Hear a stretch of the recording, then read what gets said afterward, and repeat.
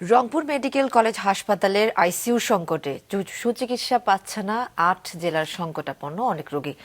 হাসপাতালটিতে আছে মাত্র 10টি আইসিইউ বেড, যে কারণে বিনা চিকিৎসায় রোগীর মৃত্যু হলেও কিছুই করার থাকে না স্বজনদের।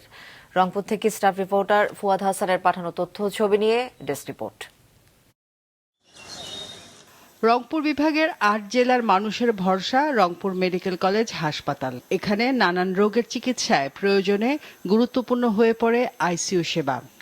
যে সিরিয়াল আছে দেখা যায় যে আপনার 130 জন 40টা করে সিরিয়াল, সেখানে বেড রয়েছে শুধু 10টা। এই 10টা বেডে কিছুই হয় না, এখানে খুব সমস্যা আছে এবং বাইরে আবার চিকিৎসা নিতে হচ্ছে। মানে আইসিইউ রোগীর যে সিরিয়াল, কোনো লোক 24 ঘন্টা 48 ঘন্টা পরেও আমরা পাই না। রোগীর স্বজনরা বলছেন মাত্র 10 বেডের আইসিইউ হওয়ায় অনেকটা সেবা বঞ্চিত তারা। এমনকি বিনা চিকিৎসায় স্বজনের মৃত্যু হলেও কিছুই করার থাকে না। এই অবস্থার অবসান চান তারা। কম বেড সংখ্যা দিয়ে আমরা এত হিউজ আইসিইউ ডিমান্ড, পেশেন্টের ডিমান্ড এটা ফুলফিল করতে পারছি না। আমাদের বর্তমান সরকার এই দিকে দৃষ্টি দিলে আমরা হয়তো এটার দ্রুত সমাধান করতে পারবো এবং এই অবহেলিত অঞ্চলের আইসিইউ মুমূর্ষ রোগীদের সেবা আমরা প্রদান করতে পারবো।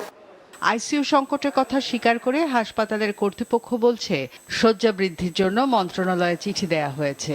দুটো চাহিদাও দেওয়া আছে, পিআইসিইউ চালু করা এবং গাইনির জন্য আইসিইউ চালু করা। এটার জন্য আমাদের ম্যান পাওয়ার এবং যন্ত্রপাতি দুটারই চাহিদা দেওয়া আছে।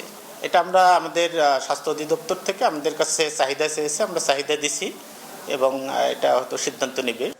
আইসিইউতে শয্যা সংকটের কারণে গেল 1 মাসে আইসিইউর সেবা চেয়ে 221 জনের তালিকা তৈরি হলেও সেবা দেওয়া সম্ভব হয়েছে মাত্র 58 জনের।